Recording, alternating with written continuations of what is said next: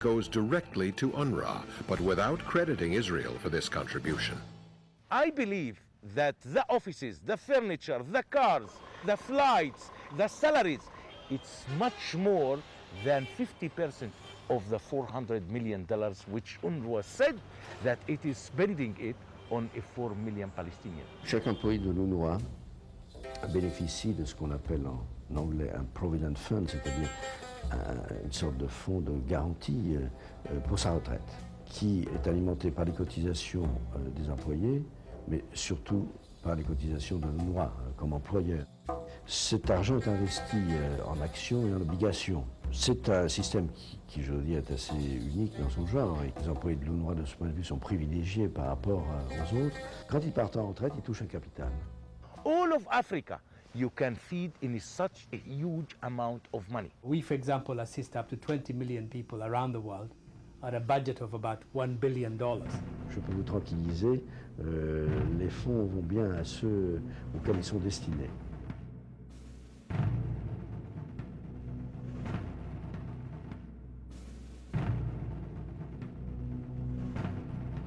We in the U.S. Congress have attempted to force an accounting of the expenditures, have tried to bring to light some of the transparency issues in the funding and expenditures in UNWRA, and have been unsuccessful in doing so. This is a very difficult thing for, I think, U.S. taxpayers to even understand, because it's almost like the U.S. taxpayer dollars are going to fund an organization that is not only turning a blind eye, but in some cases aiding and abetting terrorists who are conducting operations, killing innocent civilians in the state of Israel. In 2002, a number of UNWRA employees were arrested by Israeli security forces when they were caught using their safe conduct passes or their UN passports to take part in terrorist activities. These activities were mostly the transportation of arms and explosives to be used by suicide bombers.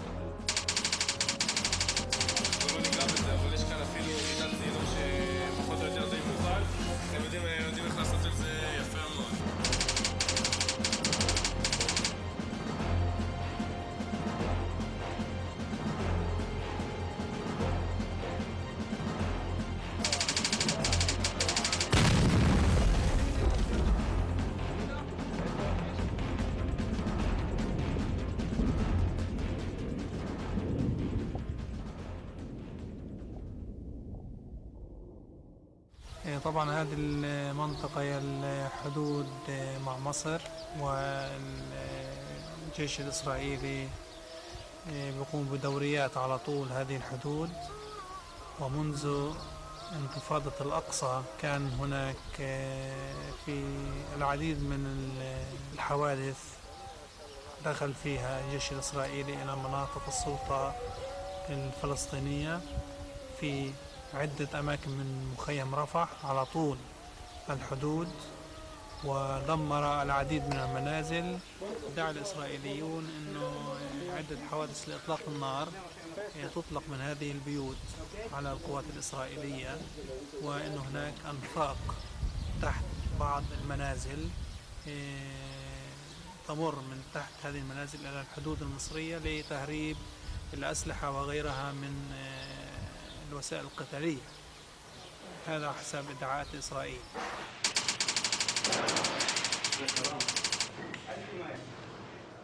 The evidence became clear after the 2002 raid on the camp of Jenin by the Israeli Defense Forces. And the evidence unturned there clearly showed that the UNWRA was helping administer Jenin as a refugee camp, but in the process was also turning a blind eye to the terrorist activities emanating from that camp. العالم الديمقراطي يقول عن الأعمال الاستشهادية إنها إرهاب، لكن أنا لا أقبل هذا، أنا مختلف مع هذا، لأنه يعني كيف يمكن أن نسمي ما يقوم به شاب صحيح في مقتبل العمر يضحي بنفسه، هل يجوز أن نسمي هذا إرهاب؟ يعني حينما إنسان يضحي بنفسه، هل هذا يجوز أن يسمى إرهاب؟ هذا يضحي بنفسه من خلال العدوان الواقع عليه. فهذا ليس إرهاب. أنا مع ذلك أنا لا أوافق على هذه الأعمال لأنها لا تسير في مصلحة، تبعد تعاطف العالم الديمقراطي عنه. يا سامعين الخبر حتى الطفل الرضيع ينقض بحق الحجر للحد ما يضيع. يا سامعين الخبر حتى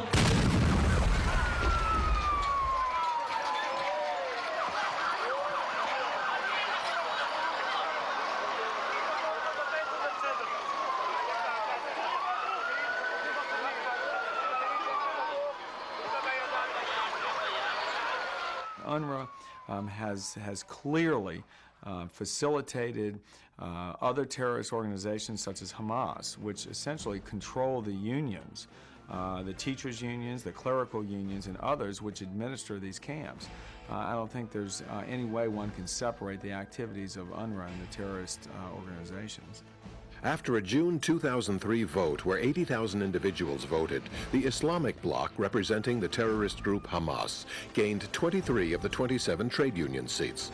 A London article in Philistine al-Muslima, a Hamas magazine, congratulates itself while calling for the continuation of jihad. This is also another reason why UNRWA should have to be closed one day. Because who knows that in the coming, tens of years, maybe also UNRWA will become a religious organization rather than it is a humanitarian one, and that will be the tragedy of the whole world, of the whole refugees in the world. The United Nations Relief and Works Agency has done more harm to Palestinian populations than perhaps any other United Nations element in the region, and this seems quite ironic because their purpose is allegedly to help the Palestinian refugee population. In fact, huge monies have been extorted and illegally appropriated by various Palestinian Authority agencies taken from these United Nations funds. Anyone who travels into the so-called territories these days will discover an enormously asymmetrical lifestyle among the Palestinian populations. A small number of Palestinian leadership elite live in